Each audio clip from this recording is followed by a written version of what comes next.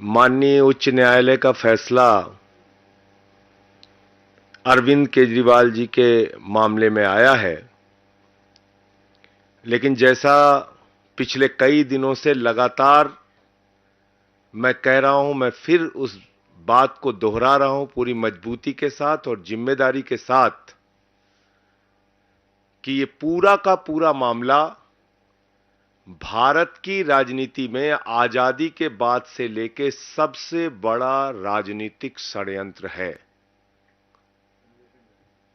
एक गहरी साजिश के तहत यह मामला बनाया गया है और इस मामले के पीछे किसी घोटाले की जांच का मकसद नहीं है। दिल्ली की प्रचंड बहुमत से चुनी हुई अरविंद केजरीवाल को गिराने और खत्म करने का मकसद है। पंजाब की प्रचंड बहुमत से चुनी हुई सरकार को गिराने और खत्म करने का मकसद है। आम आदमी पार्टी की बढ़ती हुई ख्याति को और राष्ट्रीय पार्टी का दर्जा 10 वर्षों में हासिल करने की उपलब्धि को खत्म करने की कोशिश है। क्योंकि शराब घोटाला तो भारतीय जनता पार्टी ने किया है, वहां तो मनी ट्रेल मिल गया, 60 करोड़ का मनी ट्रेल मिल गया, लेकिन कोई कार्रवाई अब तक भारतीय जनता पार्टी के नेताओं पर नहीं हुई। और अरविंद केजरीवाल जी के मामले में झूठे गवाह तैयार किए जाते हैं, बेबुनियाद आरोप लगाए जाते हैं। 10-10 गवाहों के 10-10 बयानों को छिपाकर षड्यंत्र के तहत 2 ही बयान कोर्ट के सामने लाए जाते हैं। 10 बयानों में से 8 बयान छिपाकर मात्र 2 बयान कोर्ट के सामने लाए जाते हैं। और मैं फिर से दोहरा रहा हूं, मगुंटा रेड्डी, राघव रेड्डी के 10 बयान थे। अंतिम 2 बयान में जैसे ही उन्होंने केजरीवाल जी का नाम लिया, तुरंत उसके बेटे को बेल मिल जाती है। और मंगुंटा रेड्डी कौन है? आज की तारीख में वो एनडीए का प्रत्याशी है। आंध्र प्रदेश में नरेंद्र मोदी जी की तस्वीर लगा के वोट मांग रहा है, जिसके ऊपर भारतीय जनता पार्टी और ईडी ने शराब घोटाले का आरोप लगाकर उसकी जांच शुरू की थी। आज वो कैसे मोदी की तस्वीर लगा के वोट मांग रहा है? मुझे जवाब दो भारतीय जनता पार्टी के लोगों। शरद रेड्डी 12 बयान उसके लिए जाते हैं, अरविंद केजरीवाल जी के बारे में एक शब्द नहीं बोलता। अंतिम 2 बयान में बोलता है, 10 बयान में नहीं बोलता। और जैसे ही 2 बयान में वो नाम लेता है केजरीवाल जी का, उसको तुरंत बेल मिल जाती है और वो छूट जाता है कमर दर्द के नाम पे। ये राजनीतिक षड्यंत्र नहीं तो और क्या है? चंदन रेड्डी नाम के एक गवाह का कान का पर्दा फाड़ दिया गया, हाई कोर्ट में उसने अपील की। समीर महेंद्रू पे दबाव बनाया गया, अरुण पिल्लई पे दबाव बनाया गया, गवाहों को डराया गया, धमकाया गया। और तब यह पूरा मामला केजरीवाल जी के खिलाफ तैयार किया गया। मैं पूछना चाहता हूं भारतीय जनता पार्टी के लोगों से, मैं पूछना चाहता हूं हिंदुस्तान की राजनीति में आजादी के बाद से लेकर अब तक की सबसे भ्रष्ट पार्टी भारतीय जनता पार्टी से और बीजेपी की सरकार से, क्या आप मुझे जरा बताइए कि जब 60 करोड़ का सीधा मनी ट्रेल तुम्हारे खिलाफ मिल गया तो तुम्हारे नेताओं से पूछताछ ईडी और सीबीआई क्यों नहीं कर रही? क्यों नहीं अब तक एलजी ने चिट्ठी लिखी, जांच की? क्या कारण है कि इलेक्टोरल बॉन्ड में इतना हजारों करोड़ का घोटाला सामने आने के बावजूद, जिस कंपनी का मुनाफा 0 है, जिस कंपनी का मुनाफा घाटे में है, मुनाफा तो छोड़िए, जो कंपनी घाटे में चल रही है वो सैकड़ों हजारों करोड़ रुपए आपको चंदा दे रही है, जो फर्जी कंपनियां कागजों में बनी हैं वो सैकड़ों हजारों करोड़ रुपए भारतीय जनता पार्टी को चंदा दे रही हैं। कहां income tax department, CBI, ED क्यों नहीं जांच करती भारतीय जनता पार्टी के नेताओं की? क्यों नहीं पूछताछ होती उनकी? क्यों नहीं गिरफ्तारी होती नहीं उनकी? क्यों नहीं छापे पड़ते उनके यहां? तो इसलिए मैं फिर दोहरा रहा हूं कि यह पूरा का पूरा मामला एक गहरी राजनीतिक साजिश के तहत अरविंद केजरीवाल जी के खिलाफ बनाया गया है।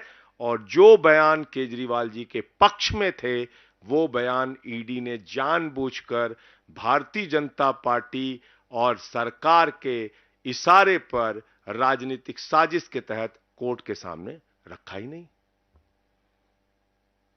नहीं, बयान। तो जब सारे साक्ष्य आप कोर्ट के सामने नहीं रखेंगे तो कैसे न्याय मिलेगा? उस काम में हमारे जो केजरीवाल साहब के वकील हैं वो लगे हुए हैं और लगातार न्यायालय इस बात को देख रहा है। वकील सारे कागजात के इंस्पेक्शन कर रहे हैं। मुझे पूरी उम्मीद है कि माननीय सर्वोच्च न्यायालय से जल्द ही अरविंद केजरीवाल जी को न्याय मिलेगा, क्योंकि देखिए न्याय की प्रक्रिया है और न्यायिक प्रक्रिया में कई बार विलंब होता है। पीएमएलए एक्ट में बहुत सारी जटिलताएं हैं, जिसमें जमानत मिलने के प्रावधान कठिन है, मुश्किल है, और उसके साथ जब आप साक्ष्य ही पूरे नहीं रखेंगे तो कोर्ट के सामने पूरी बात आ नहीं रही है। 20,000 पन्ने अनरिलाइड डॉक्यूमेंट में रखे गए हैं। मैं सभी पत्रकार मित्रों को बताना चाहता हूं, ईडी ने 20,000 पन्ने अनरिलाइड अपॉन डॉक्यूमेंट में रखे हैं, यानी कि 20,000 कागजात छिपाए गए हैं, यानी कि 20,000 कागजात ईडी कह रही है इस पे हमें भरोसा नहीं है। जबकि सेक्शन 50 पीएमएलए में तो आप झूठा बयान ले ही नहीं सकते। सबसे पहले बताया जाता है सेक्शन 50 पीएमएलए में कि देखो भाई, झूठी गवाही दोगे तो तुम्हारे खिलाफ कार्रवाई होगी। तो किसके खिलाफ कार्रवाई की? अगर 8 बयान किसी आदमी ने दिए और केजरीवाल जी का नाम नहीं लिया, और अचानक जैसे उसने केजरीवाल जी का नाम लिया उसको बेल मिल जा रही है, तो वो 8 बयान झूठे तो है नहीं, क्योंकि वो सेक्शन 50 में दर्ज है। उसको आपने क्यों छिपा लिया? 12 बयान शरद रेड्डी के होते हैं, और आप बताइए शरद रेड्डी 10 नवंबर को अरेस्ट हो रहा है और 15 नवंबर को बीजेपी को 5 करोड़ की रिश्वत दे रहा है, और अपनी गिरफ्तारी से लेकर रिहाई तक 55 करोड़ रुपए की रिश्वत बीजेपी को दे रहा है। उसकी जांच नहीं होगी। तो इसलिए हमें पूरी उम्मीद है कि माननीय सर्वोच्च न्यायालय के समक्ष जब सारे तथ्य, सारे सबूत, गवाहों के सारे बयान जो छिपाए गए हैं वो बयान भी, और उसकी सच्चाई जब माननीय सर्वोच्च न्यायालय के सामने आएगी तो अरविंद केजरीवाल जी को राहत मिलेगी। वो पूरी तरह से निर्दोष साबित होंगे और वो जल्द ही बाहर आएंगे। ये हमारा भरोसा है, यकीन है। गवाहों को मार पीट के बयान लिए गए हैं, ये ऑन रिकॉर्ड चीजें हैं। हाई कोर्ट तक में उन लोगों ने अपील की है, ये ऑन रिकॉर्ड चीजें हैं, ये कुछ छिपी नहीं है। और कोर्ट के फैसलों में कई बार ऐसा होता है, लोअर कोर्ट का फैसला हाई कोर्ट बदल देता है, हाई कोर्ट का फैसला सुप्रीम कोर्ट बदल देता है, सुप्रीम कोर्ट के 2 जजों का फैसला 3 जजों की बेंच बदल देती है, 3 जजों का फैसला 5 जजों की बेंच बदल देती है, 5 जजों का फैसला 7 जजों की बेंच बदल देती है। और हमारे देश में तो ऐसी सरकार है प्रधानमंत्री नरेंद्र मोदी जी की, जो 5 जजों की संवैधानिक खंडपीठ, संविधान पीठ के फैसले को संसद के अंदर बदल देती है। आपको याद ही होगा, 5 जजों ने फैसला दिया था दिल्ली सरकार के पक्ष में कि सर्विसेज उनके पास होनी चाहिए। बावजूद इसके देश के तानाशाह प्रधानमंत्री ने, देश की तानाशाह सरकार ने दिल्ली के पक्ष में दिए गए, अरविंद केजरीवाल जी के पक्ष में दिए गए, लोकतंत्र और संविधान के पक्ष में दिए गए, प्रचंड बहुमत से चुनी हुई सरकार के पक्ष में दिए गए फैसले को, 5 जजों के सुप्रीम कोर्ट के फैसले को संसद में बदल दिया। जब चुनाव आयुक्तों के नियुक्ति की प्रक्रिया में मुख्य न्यायाधीश को रखा गया तो प्रधानमंत्री जी ने कहा और भाजपा की सरकार ने कहा कि नहीं, चुनाव आयुक्तों की नियुक्ति तो हम करेंगे, और सुप्रीम कोर्ट के फैसले को संसद के अंदर बदल दिया गया। तो है कई बार कानूनी प्रक्रियाओं में। और इस देश के अंदर आपको जानकारी के लिए बता दूं, 80% अंडर ट्रायल है। कोई 10 साल से अंडर ट्रायल है, कोई 5 साल से अंडर ट्रायल है, कोई 3 साल से अंडर ट्रायल है। कई बार न्याय मिलने में विलंब हो जाता है, लेकिन इस मामले में मुझे पूरा यकीन और भरोसा है। मैं फिर दोहरा रहा हूं, अरविंद केजरीवाल जी जल्द ही निर्दोष साबित होंगे, जल्द ही सुप्रीम कोर्ट से, आगे की कोर्ट से उनको राहत मिलेगी वो बाहर आएंगे। आपके कोई प्रश्न हो तो आप जरूर पूछ सकते हैं। हाई कोर्ट ने अपने ऑब्जर्वेशन में इस बात को मेंशन किया है कि अरविंद केजरीवाल का एक्टिव इन्वॉल्वमेंट जो है वो इस पूरे मामले में दिख रहा है, और ईडी ने ऐसे कुछ साक्ष्य जो है वो पेश किए हैं। तो ईडी ने जो साक्ष्य अरविंद केजरीवाल जी के पक्ष में हैं वो नहीं पेश किए ना। मैंने तो आपको बताया। ये पता कैसे चला? ये कैसे पता चला कि वो साक्ष्य नहीं रखे हैं? खुद ईडी ने कहा कि मंगुंटा रेड्डी राघव रेड्डी के 10 बयान, 8 बयान अनरिलायड अपॉन डॉक्यूमेंट में। हमारे वकीलों ने कहा कि भाई अनरिलायड अपॉन डॉक्यूमेंट में क्यों रखा है आपने? 8 बयान अगर आपने दो गवाहों के दर्ज किए, जो आरोपियों के दर्ज किए, जो सरकारी गवाह बने, तो आपने उसको अनरिलायड अपॉन डॉक्यूमेंट में क्यों रख दिया? छिपा क्यों लिया? भाई ईडी का दफ्तर कोई म्यूजियम तो है नहीं।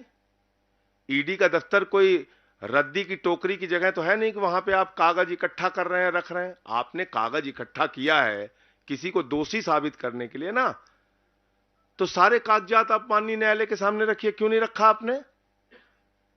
तो कोर्ट ने कहा अभी इसी मार्च में, आप सबकी जानकारी के लिए बता दूं, इसी मार्च में ऑर्डर हुआ पिछले महीने कि भाई जो आरोपी का अधिकार है कि उसके खिलाफ जितने भी साक्ष्य आपने रखे हैं, इकट्ठा किए हैं, वो उनके वकीलों को दिखाइए। तब वकील गए हमारे, उन्होंने देखा, वो हैरान हो गए। मतलब एक ही आदमी के आपने 7 बयान लिए, 6 बयान में राघव रेड्डी ने नाम नहीं लिया, 6 आपने छिपा लिया, एक दिखा दिया। एक ही आदमी के 3 बयान मंगुंटा रेड्डी के आपने लिए, जो इस समय मोदी की तस्वीर लगा के वोट मांग रहा है। सोचिए आप, 2 बयान आपने छिपा लिए, एक बयान जिसमें केजरीवाल का नाम लिया हो, वो रख दिया कोर्ट के सामने।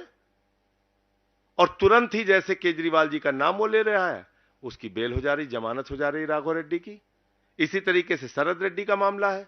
12 बयान उसने दिए, 10 बयानों में केजरीवाल जी का नाम नहीं लिया। अब 6 महीने उसको जेल में रखा। अब हर आदमी संजय सिंह तो है नहीं, 6 महीने में टूट गया वो। उसने दे दिया बयान, केजरीवाल जी के खिलाफ बयान दिया जैसे ही, वैसे ही उसको जमानत मिल गई कमर दर्द के नाम पे। तो ये है हकीकत। ये बयान रखे ही नहीं गए हैं। मैं सभी पत्रकार बंधुओं को जिम्मेदारी से यह बताना चाहता हूं कि ये बयान अभी कोर्ट के सामने नहीं रखे गए हैं। इंस्पेक्शन का ऑर्डर जब कोर्ट से मिला और इंस्पेक्शन करने जब हमारे वकील गए, तब इन बयानों को देखा और वो हैरान रह गए कि जो बयान केजरीवाल जी के पक्ष में है, या जिन बयानों में केजरीवाल जी का नाम नहीं है, केजरीवाल जी के नामों का जिक्र नहीं है, वो बयान ऑन रिकॉर्ड नहीं लाए गए कोर्ट के समक्ष। यही है गहरी राजनीतिक साजिश। संजय जी, आपने शुरू में कहा कि पंजाब सरकार को तोड़ने की यह षड्यंत्र, कैसे? भाई जब आप आम आदमी पार्टी के मुखिया को गिरफ्तार करके जेल में डाल देंगे, आपको पता है जिस दिन केजरीवाल जी के घर पर छापा पड़ा और उनकी गिरफ्तारी हुई, ठीक दूसरे दिन इनकम टैक्स का छापा गुलाब सिंह यादव के यहां पड़ गया, हमारे एक एमएलए के यहां। उसके तुरंत बाद हमारे एक मंत्री कैलाश गहलोत को ईडी के दफ्तर में बुला के 4.5 घंटे पूछताछ की गई। उसके तुरंत बाद हमारे एक विधायक दुर्गेश पाठक को बुला के पूछताछ की गई। तो आप समझ सकते हैं, यही तो हुआ था महाराष्ट्र में। और क्या हुआ था? एक एक की जांच शुरू की, फाइल दिखाया, दबाव बनाया, पार्टी तोड़ा। तो ये प्रक्रिया जो दिल्ली में शुरू हुई है, ये रुकने वाली थोड़ी है। इसके पीछे का मकसद है पूरी की पूरी आम आदमी पार्टी को भारतीय जनता पार्टी की तानाशाह सरकार के द्वारा खत्म करना, ये मकसद है। और वो लोग ये काम कर रहे हैं। पत्रकार बंधुओं से मैं बताना चाहता हूं, जिसकी सरकार में 15 लाख करोड़ रुपए पूंजीपतियों का माफ किया गया, जिसकी सरकार में बैंक घोटाला करके नीरव मोदी, मेहुल चौकसी, नितिन संदेशरा, ललित मोदी, विजय माल्या हजारों करोड़ रुपए लूटकर हिंदुस्तान का विदेशों में बैठे हुए हैं, जिसकी सरकार में इलेक्टोरल बॉन्ड का हजारों करोड़ रुपए का घोटाला हुआ, लेकिन उनके खिलाफ कोई जांच नहीं होती, जिसकी सरकार में पूरब से लेकर पश्चिम तक, उत्तर से लेकर दक्षिण तक चुन चुन के महाभ्रष्टाचारियों को प्रधानमंत्री जी ने गले लगाकर अपनी पार्टी में शामिल किया। वो लोग भ्रष्टाचार के खिलाफ बोलते हैं। मैं तो बार बार इस बात को कह रहा हूं कि भ्रष्टाचार के खिलाफ बीजेपी बोलती है तो लगता है ओसामा बिन लादेन और डाकू गब्बर सिंह अहिंसा पे उपदेश दे रहे हैं। संजय जी, जिस लिकर पॉलिसी के तहत अरविंद केजरीवाल जी के ऊपर कार्रवाई हुई है, वैसे ही कह रहे हैं कि पंजाब में भी वही निकल पॉलिसी जो है अप्लाई की गई है और पंजाब में भी वैसी एक बार जो है जांच ईडी द्वारा होनी चाहिए। किस बात की जांच करेंगे आप? जबरदस्ती जांच करेंगे? आप यहां की पॉलिसी की जांच करेंगे और इलेक्टोरल बॉन्ड में अलग अलग कंपनियों ने बीजेपी को चंदा दिया और तुरंत बाद उनको 3,08,000 करोड़ के ठेके मिले हैं। छोटा मोटा नहीं, 3,08,000 करोड़। जीरो लगाते लगाते थक जाएंगे आप। ईडी सीबीआई का छापा पड़ा कंपनियों पर।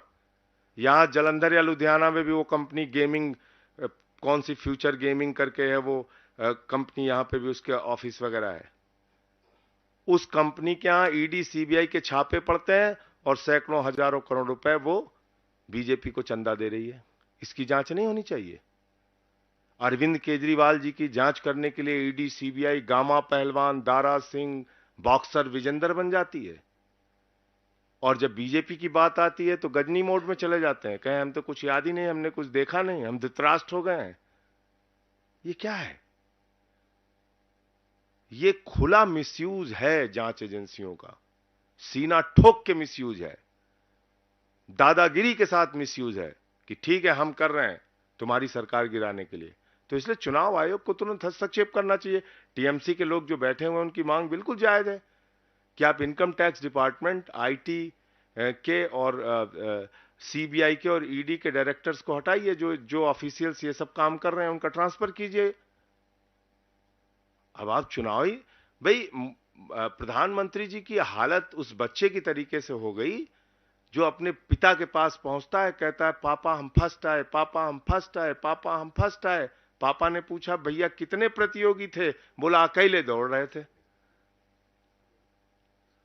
अकेले ही दौड़ रहे हैं, सारे पहलवानों को पकड़ के आपने जेल में डाल दिया और आप कह रहे हैं कि हम फर्स्ट आ गए। केजरीवाल की गिरफ्तारी के बाद अब आप सीनियर हैं, भगवंत मान हैं, आज विधायकों से मिले, मंत्रियों से मिले, क्या स्ट्रेटजी बनाई है? क्योंकि पंजाब अहम है, दिल्ली अहम 23 सीटें जहां पे आम आदमी पार्टी चुनाव लड़ रही है, उन 23 सीटों पर पूरा तन मन धन से 4 गुना मेहनत और ताकत से हमारा कार्यकर्ता प्रचार करेगा, हमारे विधायक, हमारे मंत्री, हमारे नेता प्रचार करेंगे और वो सारे चुनाव हम लोग जीतने के लिए भरसक प्रयास करेंगे, नंबर 1।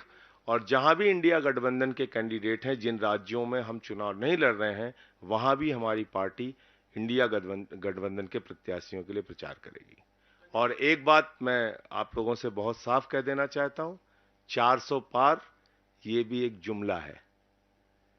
400 पार एक झूठा जुमला है, इसके अलावा कुछ नहीं है। आप में से बहुत सारे पत्रकार बहुत दिन से पत्रकारिता में हैं, आप लोग बहुत वरिष्ठ पत्रकार हैं, इसमें बहुत सारे, आप जानते हैं कोई पार्टी अगर चुनाव जीत रही होती है तो ऐसे पागलों की तरह काम नहीं करती कि निर्वाचित मुख्यमंत्री को पकड़ो और जेल में डाल दो। ऐसे नहीं काम करती। इतनी राजनीतिक समझ तो हम लोगों को भी है कि घबराहट है मोदी जी को। और क्यों घबराहट है? क्योंकि महाराष्ट्र में सीट कम हो रही है, कर्नाटक में सीट कम हो रही है, बिहार में सीट कम हो रही है, हरियाणा में सीट कम हो रही है, पंजाब में सीट कम हो रही है, मध्य प्रदेश में सीट कम हो रही है, राजस्थान में सीट कम हो रही है, झारखंड में सीट कम हो रही है। आप देखिएगा इनकी सीटें कम होंगी।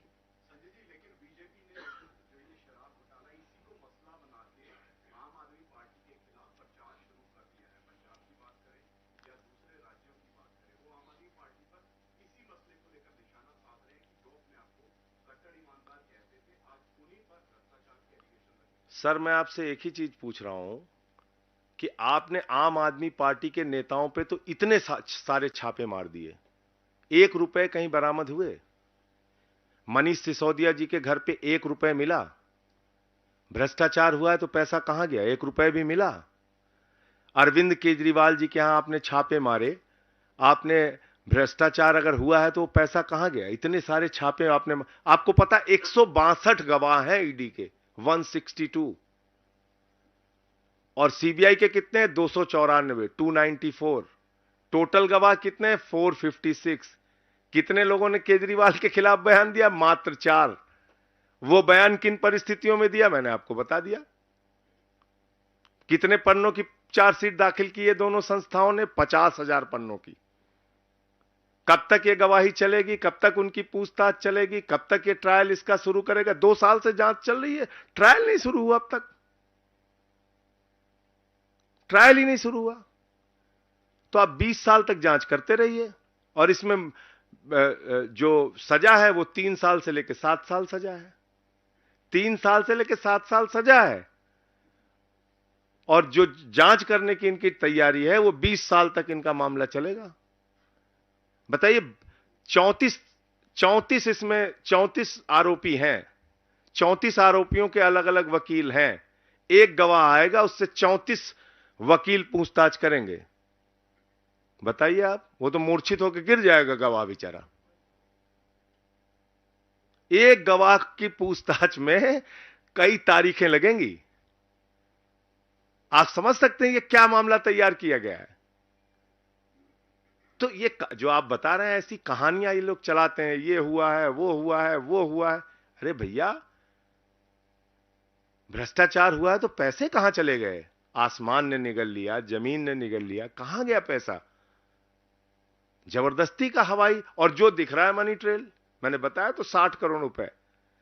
मतलब 10 नवंबर को एक शरद रेड्डी, जिसको खुद ईडी ने कहा, संजय सिंह ने नहीं कहा, ईडी ने कहा कि ये किंग पिन है, मुख्य घोटालेबाज है, और 15 नवंबर को वो बीजेपी को 5 करोड़ दे रहा है, उसके बाद मिला के करीब करीब 55 करोड़ रुपए अपनी रिहाई तक दे रहा है। उस पे ईडी सीबीआई कार्रवाई नहीं करती।